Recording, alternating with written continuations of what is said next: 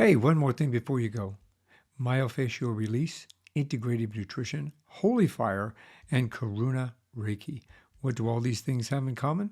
Hemali Vora, who in this episode we're going to have a conversation with about death, loss, grief, legacy work, and living life to the fullest.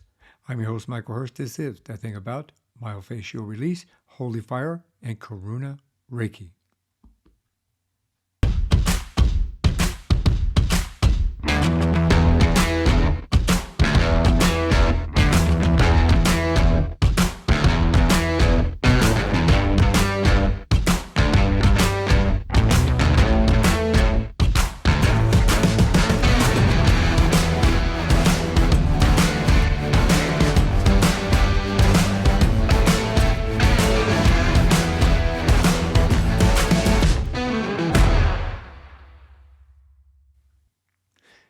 My guest in this episode is Hemali Vora. She's an expert holistic practitioner. She's an intuitive energy healer and a spiritual mentor with over 2 decades of working in healthcare field as a physical therapist. She's helped coach and guided hundreds of patients and their families deal with chronic illness, disabilities, and personal traumas. I've experienced each and every one of those.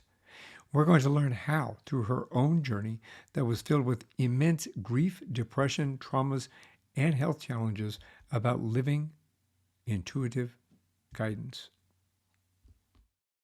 Thank you so much for having me. I really appreciate your journey and where you've come from. I mean, obviously, as I had just pointed out, I use just about everything that you practice. I'm interested in a couple of new things that I haven't heard of, so Okay. I'd like to get into those things and kind of unfold your journey. So let's kind of start at the beginning. Where'd you grow up?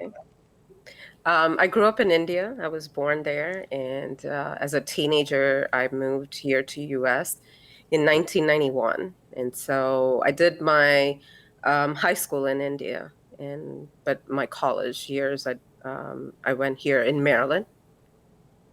Oh, here in the United And States.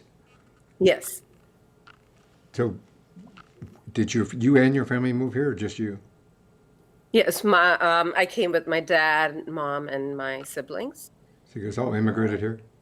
Yes, so it's been 30 years. 30 years. That's Yeah. that's a while. What Yes, was your I've family lived like? here in US longer than I've lived in India, but I do go back frequently. I still have extended family over there, and there's this huge connection. Fam- Um, family's good. yes, absolutely. And keeping those connections is even better, actually. Sometimes Hmm. people get forgotten, especially when you're in different countries. They get kind of forgotten, which is unfortunate, but you keep it going. So, Yeah. what was your family like?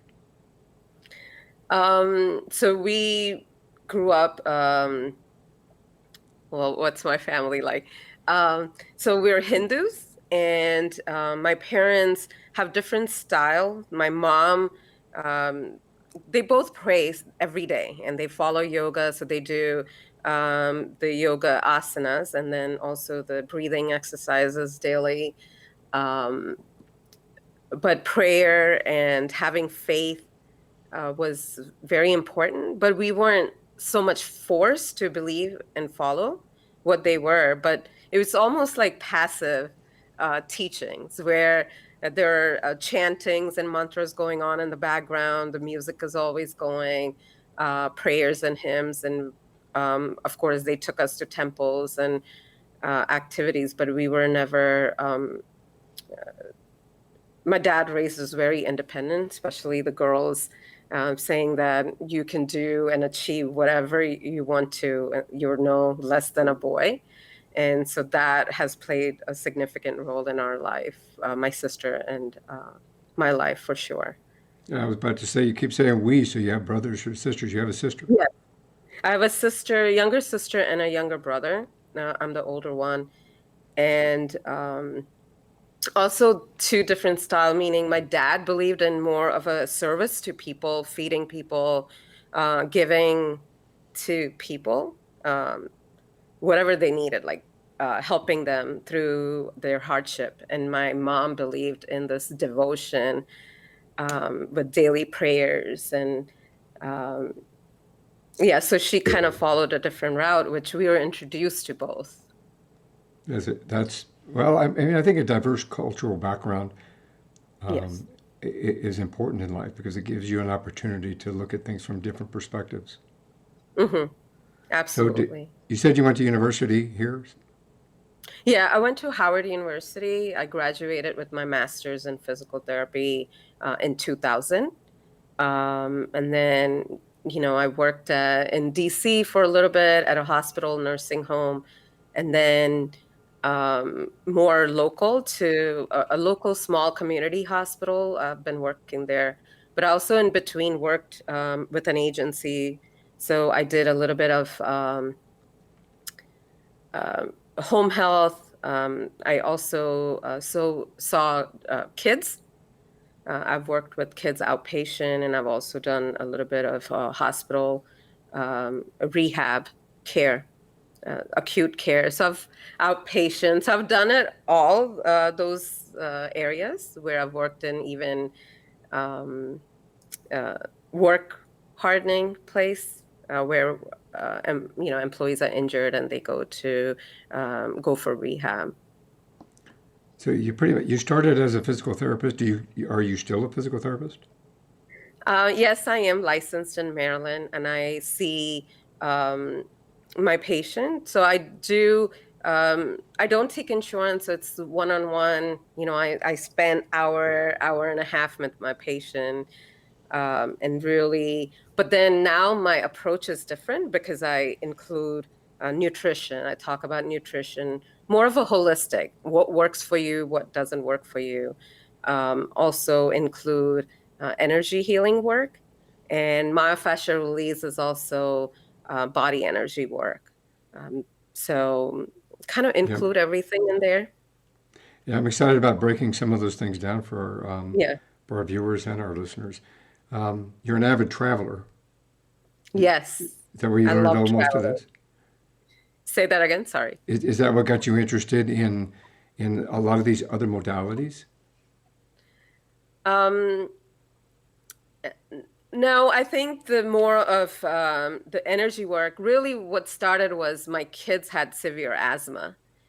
And I kept giving them steroids and, the regular, what doctors tell you to give your kids. And um, like year round, 365 days, giving them the allergy medications, you know. And so I knew there is something out there that can change. Like I need to take responsibility for them. There are these kids that are constantly sick. I called myself these frequent flyers. We were at frequent flyers at our doctor's pediatrician's office, right? We would go like 2 to 3 times a month to see because they would have asthma attacks or some kind of allergy that would trigger, cold, cough that wouldn't go. So more and more antibiotics and steroids put in them. And then you see the effect on your kids, right? The brittle bones and the moon face, and they gain so much weight around the midsection. They don't um, get tall, like they don't grow. The height Right. kind of gets stunted. So I had a friend who also was a physical therapist, but her daughter was going through the same celiac disease, and how she shifted and changed, where she got her holistic nutrition coaching certification, and she was kind of guiding me through. And I'm telling you, the first year I was just in the school learning everything, and I threw out everything in the house from cleaning supplies to shampoo, conditioner, toothpaste, deodorant. I mean, you name it, I threw things out. Nail polishes, I don't use that anymore. Just any kind of trigger, and organic food and everything. And I am telling you, yes, spend more money on food and more money on us than the medical medicines and doctors and things, because in that one year that we just initiated change, my literally we went to doctor's office 2 to 3 times a year that year. Well, yeah, So it's that was a amazing. drastic change. Yeah, amazing. It's if people really stopped and thought about what's in Mhm. everything that you put on or Yeah. in your body, Hmm. it really would open your eyes. I mean, it's a journey that I took this journey 20, about 21 years ago, Wow. Yeah. where I kind of turned my life around and Hmm. went to vegan, became a vegan, and then I went to dairy free and gluten Hmm. free because I Yeah. had done the research and Hmm. I had the benefit of a Chinese acupuncturist and Chinese Hmm. medicine doctor, and I was doing acupuncture before it was a fad. I can't do little quotes because my other shoulder's not working yet. Yeah. It's okay. Yeah. So that's a half quote. Yeah. So yeah, it's amazing what, Yeah. and I'm so sensitive now. So if I walk into a room and they've got like air freshener that somebody Oh, sprayed, yeah. I have to turn around and walk back out because everybody goes, "Oh yeah, but it smells good." Yeah, but it'll kill you. Yeah. Yeah. I mean, I have issue with that, especially with hand sanitizer and the smell of it. It just sends me into this bout of cough. And, poor my husband used to use lots of cologne on himself, and I just couldn't stay in the same room. So he had to slowly, decrease his use of that. And Right, he uses essential oils now, and, he loves it. So it's been a journey. It's been a slow process. It doesn't happen overnight. We started in 2015 and with the food and everything. right. So, yeah. And so kids are doing well. And not only just the food, focusing on other things like what is the stress level? Are they sleeping enough? What are some of the activities that we can add in? So I focused more on adding things instead of taking out so that kids, and then slowly, steadily adding in, like taking out dairy was the most important thing, but kids loved, well, at least my son loved milk. And it was hard, but I started making my own cashew milk, almond milk at home. Um, because what we found out was even the almond milk that we bought in the store had some um, preservative that would trigger his asthma. So he would have asthma Mhm. attack. And so I was like, okay, we're just making this at home. We're not going out and, buying things. So yeah, so it was a lot of work, especially working full time and trying to take care of kids and their dietary needs. It's a lot of work. A lot of work, but it's worth it. I mean, it's a lot of work and Absolutely. it's more expensive. Yes. And I think people will understand and notice, and they'd have to test this if you're going to explore this. Anybody out there that's going to explore this, you need to really think about this. You can do a test. You go for Yeah. 3 weeks eating just Hmm. organic food, nothing Yeah. but organic food. Prior to doing that, for example, get a strawberry. Hmm. This is significant. Taste it. Remember what it tastes like. Remember what you felt. Remember what you saw. Look at the color. And then go 3 weeks. Hmm. It's just a cleanse. It'll cleanse your body. So even if you don't stick with it, it will cleanse you. And you might be lucky enough to say, hey, I want to keep doing this. At the end of Absolutely. that 3 weeks, try an organic strawberry. And you'll Hmm. notice the taste and the look of it and the taste of it and the juiciness of it. It you can tell the difference. It's Yeah. amazing. It's just Absolutely. amazing. Yeah, Absolutely. amazing. And so I think coming from India and coming to US, it was like the fruits just didn't taste right. Like it didn't have the sweetness. It didn't have the apples. Like they didn't have that certain taste. Bananas even. Oh, exactly. Um, 100%. yeah. Excuse me. Yeah, you can really, the difference and what it does for your body. What it does Hmm. for, I mean, look at me. I'm 80 years old. Yeah. I'm You actually, don't look at I'm all. actually 60. I'll be Okay. 62 years old this year. I'll be Okay. 62 years old. But I look at other people who are 62 years old Mhm. with me, 60, 61, 62 years old, and they look so much older than me. Yeah. Yeah. Just because of the lifestyle and what they put into their bodies and so forth. So it makes a difference in your lifestyle. But we'll get into Absolutely. that. We will get into that. Yeah. Let's talk about your journey through death, loss, and grief. Mm. Yeah, so I think it started with, and then I also with nutrition, I did Reiki, and that's what kind of shifted and changed things.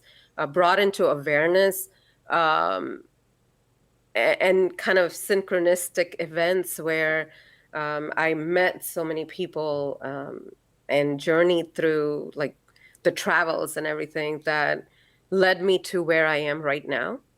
While writing this book that I'm doing, The Sacred Death, what the process, it really showed me when I meditate, that it showed me that this journey began even when I was little.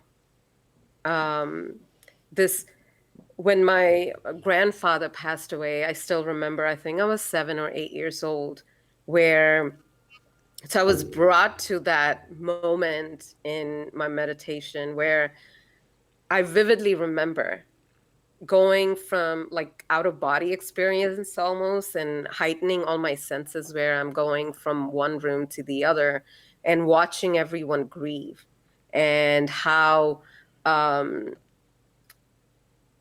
how people grieve differently, and how um, that whole family dynamic shifts, and then there's this void left by this person that has passed away, and the ceremonies that surround, the rituals that follows, and traditions and things, and so that whole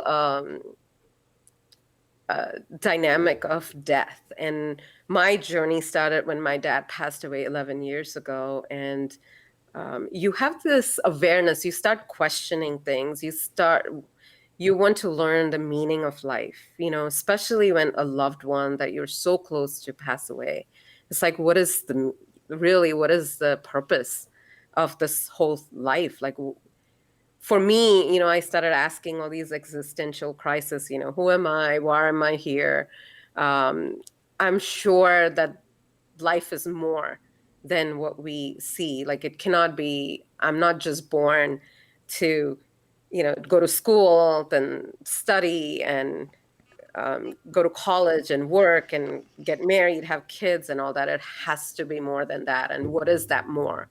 So that curiosity, right? So that, I think that death really brings that shift in awareness, and it gives us an opportunity to really question and see where you are in life.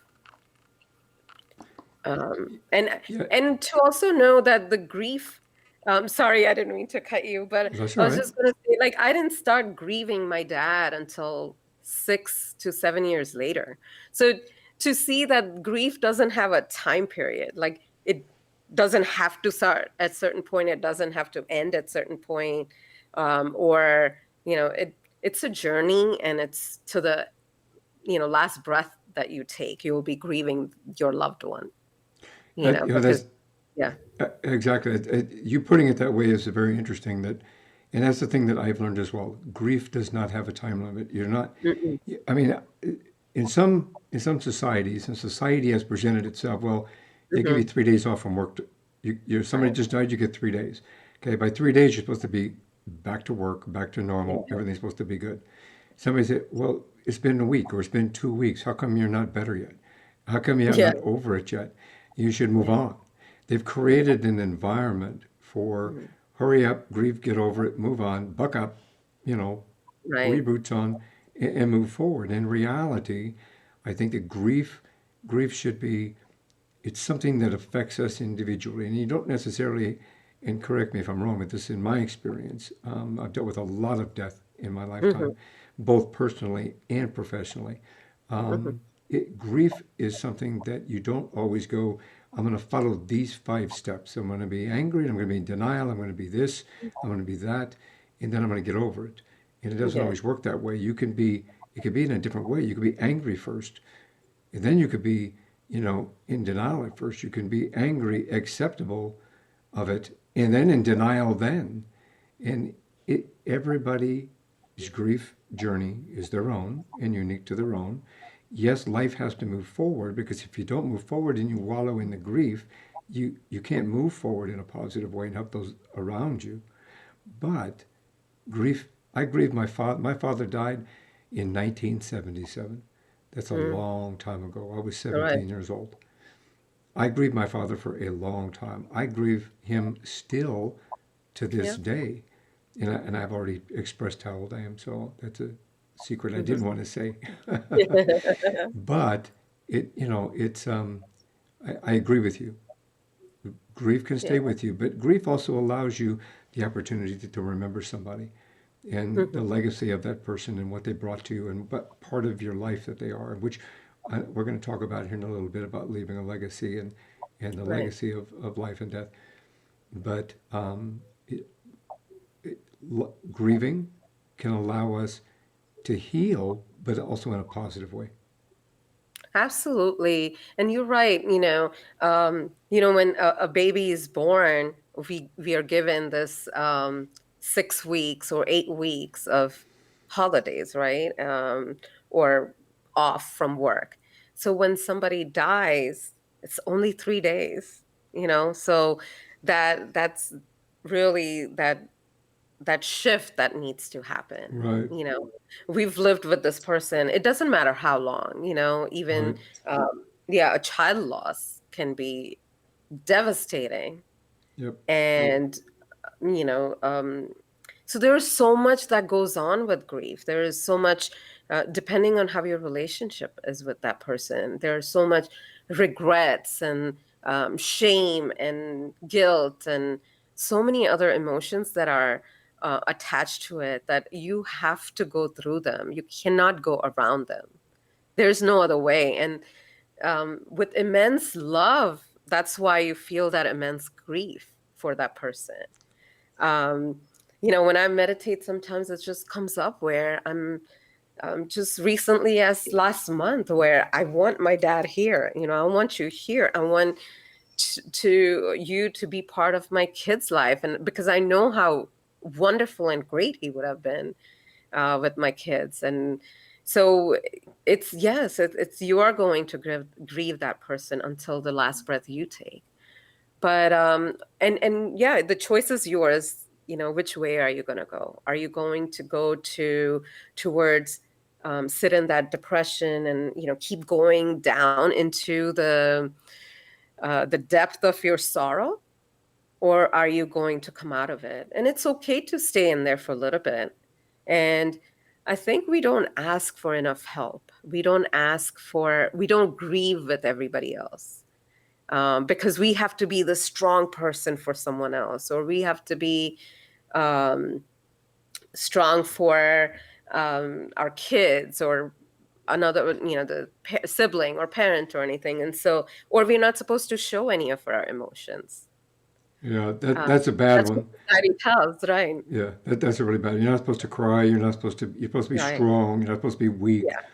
You're not supposed Yeah. to cry. You're supposed to be, wipe away your Right. tears. Men, especially men Yeah, too, it's hard for them. Nobody really, they expect them to be strong. And nobody ever asks them, like, how are you feeling, or express whatever you need to express. but Grief is very messy, and it's okay. I And still, I mhm, say, I'm sorry to interrupt you. I still have yeah, problems with crying. yeah, And a lot of that is not just because the male perspective of it, but because of my profession. mm, In my previous profession, you don't mm, show fear, you don't show right, weakness, you don't show emotion. right, When you're with somebody that passes, you're holding their hand and they're telling you, you need to please pass this message on for me because I can't. And you know mm, that they're going to die. It's yeah, very difficult. You're told to repress it, push it down, and override it. And then when you go mm, and deliver that message, you are still trained to repress it, push it down. But in yeah, reality, inside you're kind of going, "Oh my God," and yeah, you want to cry, and you want to cry with this person, but yeah, but you're taught you can't. So it took me even now. Now I have done so much work that I'll watch a movie and my wife will say, "You're crying, aren't you?" Now you know. oh my God, I uh, cry even in that commercials sometimes. yeah, it's sand in my eyes. That's what it is. It's sand from outside. That's right. But it's that's interesting. The kind of how society has presented the position for that. Where in some societies they celebrate death. In some society, Absolutely. I mean, even the Irish have a wake. They have a funeral, but they have a wake, and you're supposed to celebrate that person's life Hmm. from that perspective. And I know that in other cultures, they celebrate the death as much as they celebrate the life. Yes, absolutely. And so I had the opportunity to see that with my family, and I've been in both spectrum where I've seen the mourning that goes on for a year versus the celebration that happens the day after. It starts, the Right. process starts, and you're like, wait a minute, why are they, so my grandmother's funeral, I went to India with my mom. This is my mom's mom, and um, they're all laughing and talking about her, and they're really enjoying the moment and celebrating the full life that she lived and the legacy she left. And um, I was stunned by it. Um, like, isn't any? Like, of course, they shed tears, and by the time we got there, 2 3 days later, it was different. But yeah, they really celebrated her, and so to see that spectrum. And I also, while doing this work, I also looked into other different ancient cultures, their beliefs and their ceremonies and what they do, and all of them actually celebrated, and death is part of life, and that's how it was. Even the children's were introduced to it, and um, talked about, like, storytelling. There are fables, and there are gods and goddesses of death and underworld in most of these cultures. And I looked up, and there's actually a list out there, 25 god and goddesses, or list of 25 god and goddesses of death and underworld. And you will see from Aztec, from Mayan, Nordic, Celtic, Hindus, Buddhists, and the beliefs that everybody has, um, Greek and Egyptian. And so all of these cultures, this was part of life, and it is, right? Well, death is part of life. I mean, Yeah, everybody's born. You have a right, life, whether no matter what happens, you have a life experiences. You have your journey, and then right, everybody dies. And right. it's with my grandfather on my mother's side passed away. I think I was probably 10 years old, Hmm. and I really didn't understand. My parents, unfortunately, did not educate us. I have a Hmm. brother and a sister in regards to death and what happens with death and anything about dying. So that was my first experience with somebody from a family member dying. And all I Mm. remember is, here's your suit, here's your tie, I'm going to tie your tie, and we're going to go to the funeral. And Yeah, I did not know what a funeral was because my parents did not teach me what a funeral was. That was my first experience with it. So when I got there, I was kind of confused, and they're lowering the casket into the ground, and I'm going, what are they doing? And all all they're right, going is shh, right. you can't talk right now, kind of a thing. And even afterwards, we went over to my grandmother's, and we had there was everybody met, and then had food and stuff like that, and nobody would talk about it. Yeah. Which is sad.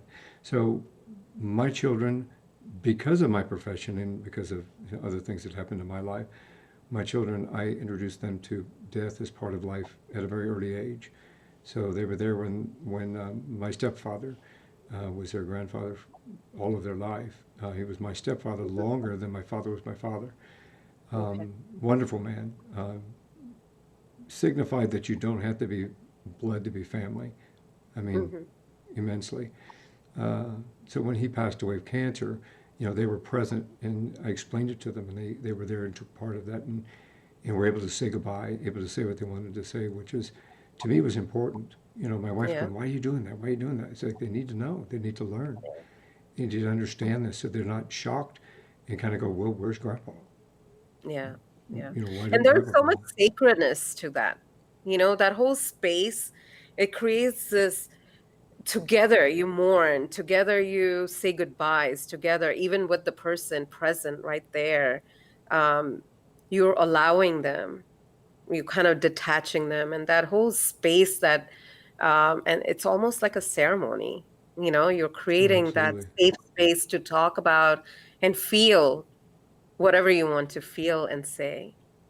I agree with that. Um, I 100% agree with that. So, as a, how long did it take you to kind of integrate everything of your holistic healing practice? I want to talk about and understand intuitive energy healing and see how that kind of plays a Sure. factor in all this. But before we get to there, I know that you've come to practice and integrate a whole set of modalities for holistic Right. healing. Yeah. What? It gets too much sometimes. Yeah. So, do you want to talk about that, or should we just go right into energy Sure. healing and how it? I can talk about the end of life doula that I certified in last year. This was online through University of Vermont, and I was really guided, and synchronistic events that led me to that class. As of January of 2020, I didn't even know something like that existed. Um, and so when I took that course, I still didn't know what I was going to do with that and what was the purpose of me. I had enough on my plate. Um, but when I took that, I realized that how much I began this journey on this whole death, um, like really the curiosity once my dad died. And that's what brought me to life and his legacy, seeing where the things that he did, even without having much money, education, anybody can change, um, help anyone. So seeing that, I kept asking, what would be my legacy and what is my purpose? And my dad's side, all his siblings died in their late 50s or early 60s, and him and his sister, there were seven of them, and so just the last two, my dad was the youngest, and his parents died when he was two, both of them within 6 months. So he really grew up you know, from families to family. Like he was really brought up by a village, right? His friends' parents. And so he valued life for sure,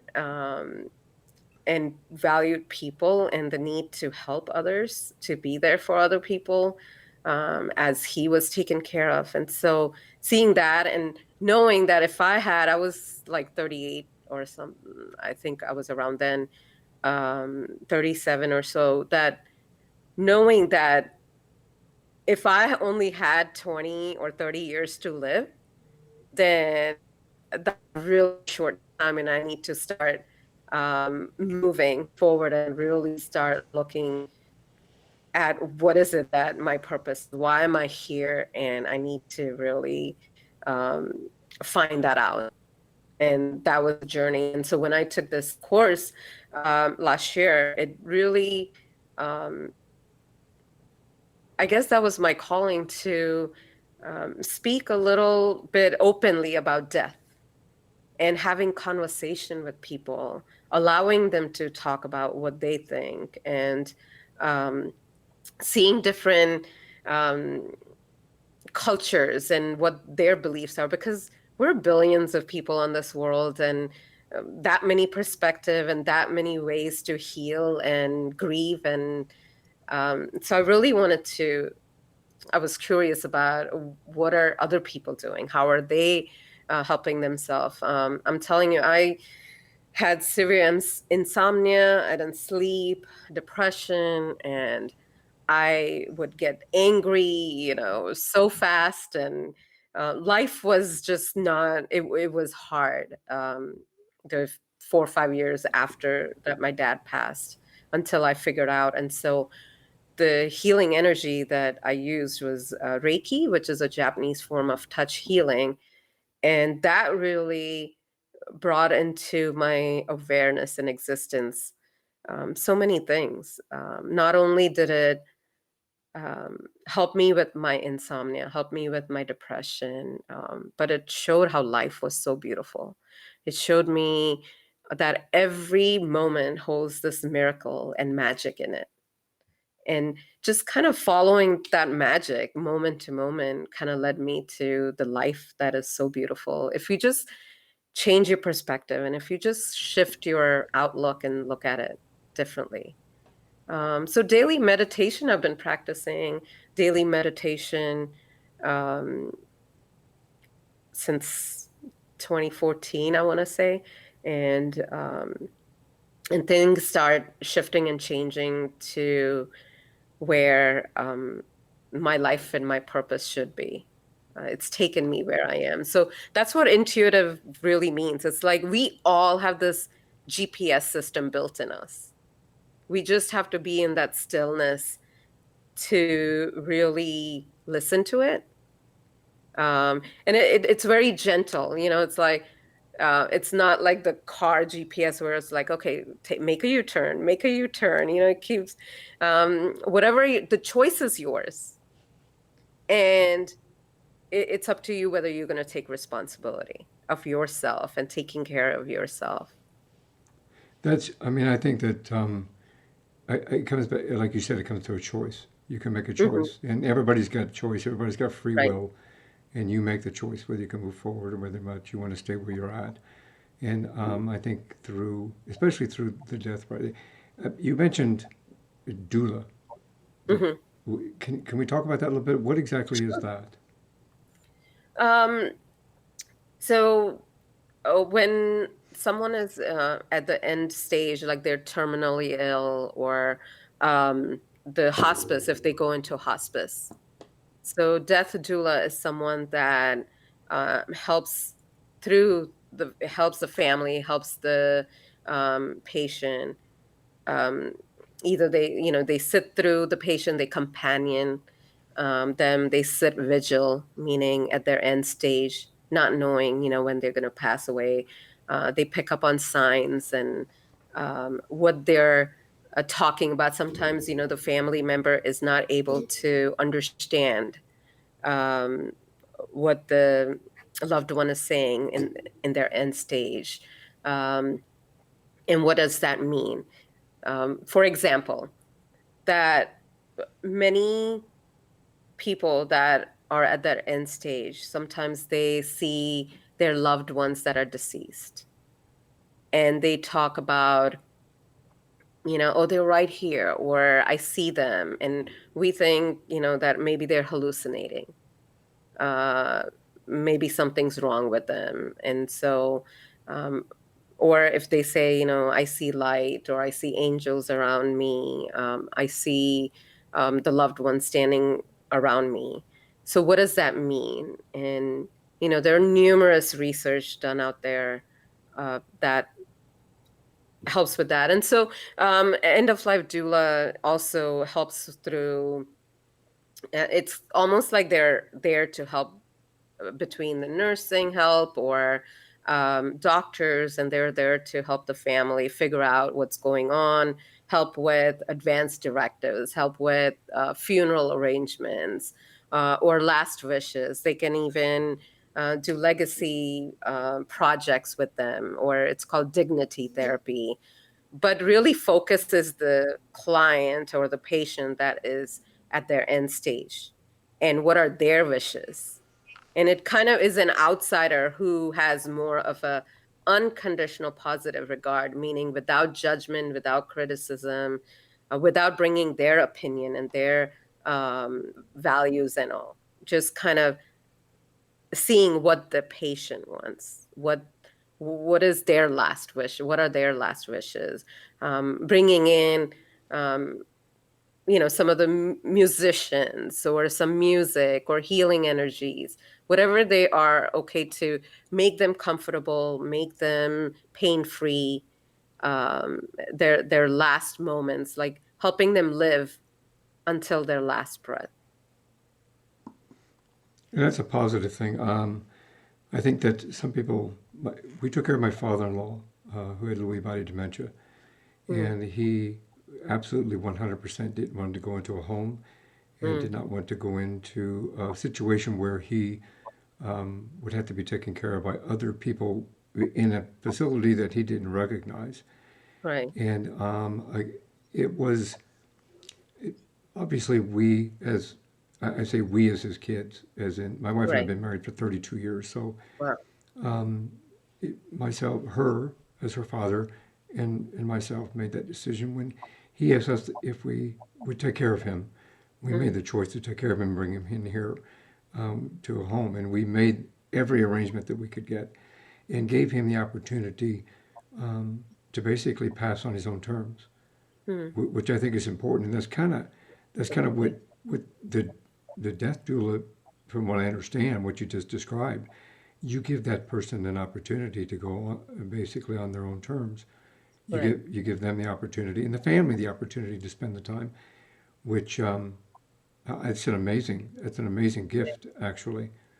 It's honoring their wishes and honoring what they want and like, and it's really um, helping the family too with that, with really helping them process this whole thing, being that safe space to say and speak and just bring them together. And sometimes, some soul just lingers, like they're not able to give go because there's something that is not done yet. It's not Right. finished, a business and all. So what is it? Do they need to speak to someone? Do they, who do we need to call and things like that. So just kind of being that person. And there are many that volunteer. It's part of the hospice group. And yeah.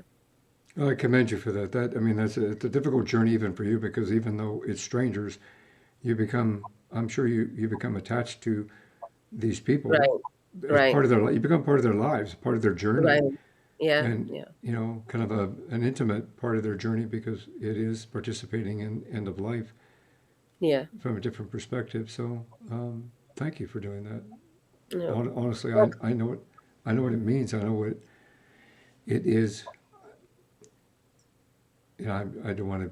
We were just talking about emotion earlier, so I don't want to bring any that's, tears to my eyes. that's But okay. there were too many times that I have watched people that died alone, or Yes. that the last person they saw was an EMT or a paramedic or a police officer or a Mm. doctor. And in those situations, you could see, like I said, every time somebody said, "Can you please tell somebody?" That resonates with me. I remember it. It's part of my life. It's part of my soul Hmm. now, because Yeah. I was there for them when nobody else was there for Hmm. them. Hmm. You know what I mean? So I honestly, when I say from my heart that something that you do with that perspective Yeah. it's a gift. It's a gift. And so there's this program also, No One Dies Alone, where these end of life doulas or volunteers, they actually sit vigil with the patient until they pass away so that they don't go alone. So Oh, they're that's a holding really good their thing. hands. And yes. And so, I'm very new at this. So I honestly, I can't say so much about it. I do more of a energy healing, and I help with the grief process and everything. So far, that's what I've done. With 2020 and COVID and everything closing, it was hard to go out there and find something. Right. But I was definitely called in to do more of a distant healing and energy work for the client and their loved ones that were passing. Help us understand what energy healing is in regard to grief and loss. Mm. Um, well, there are so many different modalities, right? And so I'm more speaking in terms of um, Reiki or life force. It's also as a chi energy, prana, which is the life force, right? And so um, it just brings that calmness. It So you said in terms of grief and sorry, I Well, kind of missed that's what. okay. In terms of grief and loss, Mm. you do in that you do Okay, the healing, the right, intuitive healing with them. yeah. How does that play a factor? So for me, like if I do it on myself, what it looked like was just being in that. So the first time that, really I thought that I started the process of grieving my dad in 2016, where I am, I just go into meditation and I observe the light coming through from my head, so solar plexus, and just cleansing everything, and going down and grounding me and taking away all that negative energy and toxicity. And so when you're stressed and when you're anxious, all that calms down your energy, it grounds you and things. But at certain points, it's whatever it is that the whatever your emotion it brings, it shifts it. It moves up to the surface. So anything, when you're irritated, you can't sleep. It's I had someone that I was working with great trauma of death of parents, that was throughout that whole session was really irritated and moving so much, moving their legs. It's like the pain coming back and all that. But it was just coming up. It was coming into awareness. So we cannot move and shift anything if it's not into awareness. If it's really hiding into our subconscious mind, it's hiding. If you've actually just put it in a box and like put it deep inside our somewhere in ourselves, that we don't even want to look at it. We don't even want to deal with it. We've numbed ourselves. We've distracted. We come up with all these distractions and addictions that kind of you kind of put this cover over it, and so, but it helps you process. And it helps you bring that up so that you can release it. You can truly process it in a way that brings healing. And So, it's okay.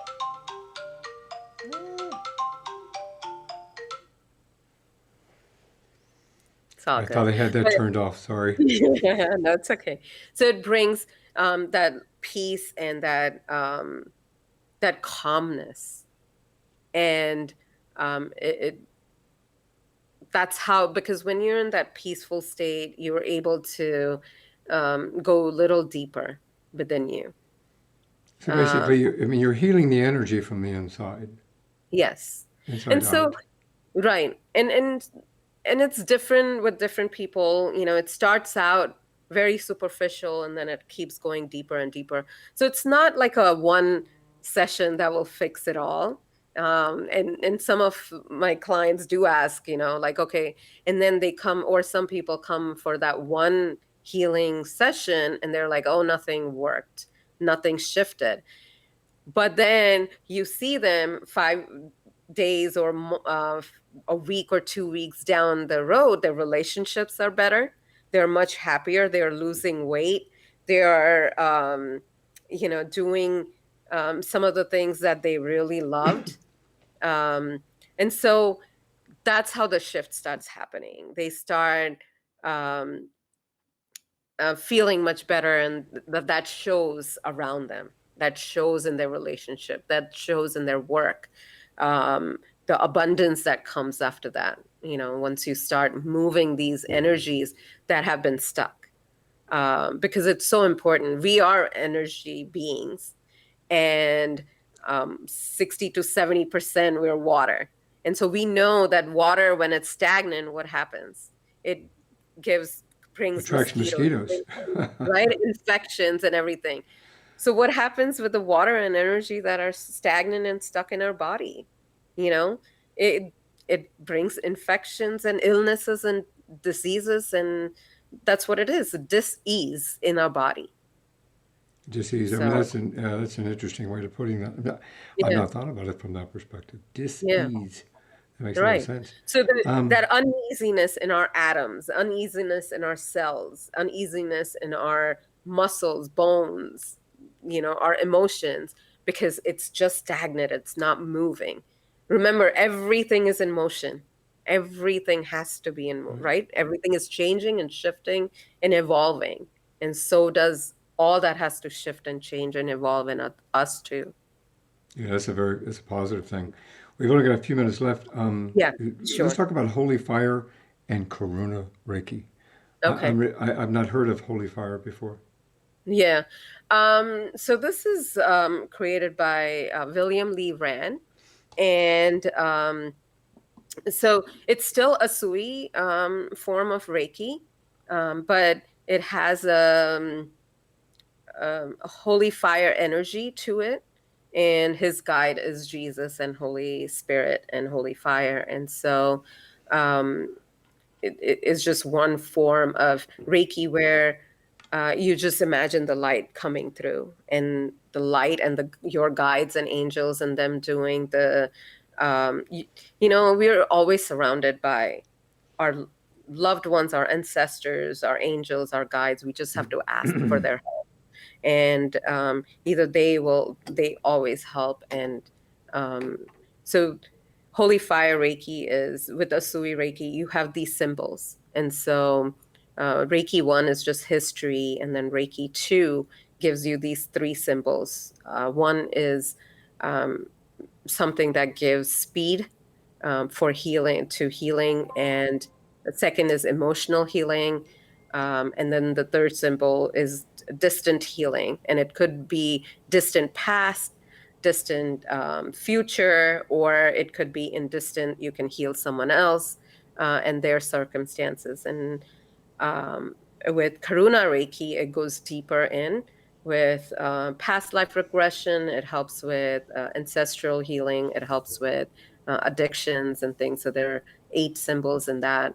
So these symbols are very sacred, and it really helps. And anything and everything that you do, it's if you believe in it and have faith in it, then it helps and it works. It has changed my life significantly. And so I help, my passion is helping caregivers. And so, and healthcare workers, and to help them. So I teach these certified people with Reiki 1, Reiki 2 master level, and then the next one is Karuna Reiki. I also have seen animals, so dogs, pets, dogs and cats. Um, and all these things just kind of happen naturally, where dogs have just approached me, and I kind of had internal conversation with them, not even knowing. And so that's what I meant, intuition. I'm not a psychic, but I have the clairs, they call it the clairvoyance, the clairsentient. And so when I'm healing, I'm able to, I'm more visual kind of person, so I visualize things. So more of a quantum healing, just going and seeing the light and changing and shifting and um, clearing the chakras and things. So Oh, that's pretty cool, actually. And you know, I I understand the thing about talking to animals. yeah, People need if they really, if you think about it, animals have a soul, in my yeah, opinion. And if you look, absolutely. they're always talking to you. You just have to Mhm. listen. You know, they're always saying something to you. You just have to listen. Yeah, And yeah, they're intelligent. That's why they know when you call them by name, they're here. yeah. When you ask them if they're, well, I can't say it really out loud, but DINNER, they know what that is, right? Yeah, You know, yeah, they recognize the word. So yeah. yeah, I like listening to them. You have a unique online cafe. Right. So I'm starting that actually in July, end of July, first week of August, but it will be on one of my social media platform, doing a death cafe. And it's an organization where you talk about anything about, it's open to anyone, and you talk about death and dying. And it could be, death of a relationship, death of anything, whatever you want to talk about in terms of death and dying. It is not a grief counseling session, but it's 90 minutes online or in person. But the first one will be online. And yes, anyone is welcome to come for that. And yeah, Well, how do we live life to the fullest? how do we live? Moment by moment. and being in stillness, really observing, taking a few steps back and really observing and listening, to observing what's going on around you and listening to what's happening around you. You'll see the magic that unfolds, and be curious and ask questions, and your questions will be answered. The more you're in stillness, all those questions will be answered. And people will be brought to you. Like there'll be this, people say coincidence, but it's really synchronicity. It's like everything happens, not a millisecond here and there. You know, everything happens for a reason. And so it's Like always, the Italians say, live, laugh, love. yeah, exactly. Live, laugh, love. That's my way of living life to the fullest. Live, Yeah. laugh, and love. And living Yeah. means moving forward and getting proactive in what we Yeah. do. You have I know you get a couple of books we get a chance to talk about. So if you can please tell everybody how we can get a hold of you and the 2 books that you've written chapters in, co-authored, as well as one that's coming up. Yeah, so you can reach me at hemalivora.com. That's my website, and you will have information on how to get these books. And the third one that's coming out is Sacred Death, where I'm the lead author in it. And I have 24 other authors from different background. I have someone from Austria, one from Australia, New Zealand, India, and the others in US that have written chapters on different perspective and how they took death and how death has brought them where they are and how they follow these healing modalities and how it helps. And so it really is their story and the tools that they use, and they help other caregivers. And so it's for 25 healing tools for caregivers. And it gives you so much information, and it's beautiful. It comes from different perspective, and different cultures. And it really helps you through your grief and pain and loss, and to really have an open mind and to shift your perspective so that you can live a full life. That's outstanding, and I will make sure that I've got everything in the show notes for everybody, as well as what you've just seen on the screen. Thank So you. that they would have links to your website and to how to get to the books and so forth. And when the one comes out in August, I'll make sure that it will be in the show notes as well. So this is one more thing before you go. So I Okay. have to ask you, do you have any words of wisdom or anything you want to share with anybody before we go? There's nothing wrong and right in how you heal yourself or how you grieve, but just make sure that you go through it and ask for help. You know, there are so many of us that are out there that are really eager to help you to live your life to the fullest. Those are excellent words of wisdom. I really appreciate it. Hemali, thank you for sharing your journey and your wisdom, your knowledge, and your experience with us. I really appreciate you being here and what you do for the world. Thank you so much for having me. Really appreciate it. And everybody, you can find me on YouTube. Don't forget to look for us on Spotify and Apple and just about every other platform that host any kind of a podcast. Look for One More Thing Before You Go. Thank you for joining us. I appreciate it. Thank you. Thanks for listening to this episode of One More Thing Before You Go, a unique conversation about life. If you like our show and want to know more, check out our website at beforeyougopodcast.com. That's beforeyougopodcast.com. Tell your story, share your expertise, contribute to the blog, and subscribe to the newsletter. You can find us as well as subscribe to the program and rate us on your favorite podcast listening platform. And one more thing before you go. Have a nice day, have a nice week, and thanks for listening. One More Thing Before You Go, a unique conversation about life podcast, is a creation of One More Thing Productions, established 2010, all rights reserved.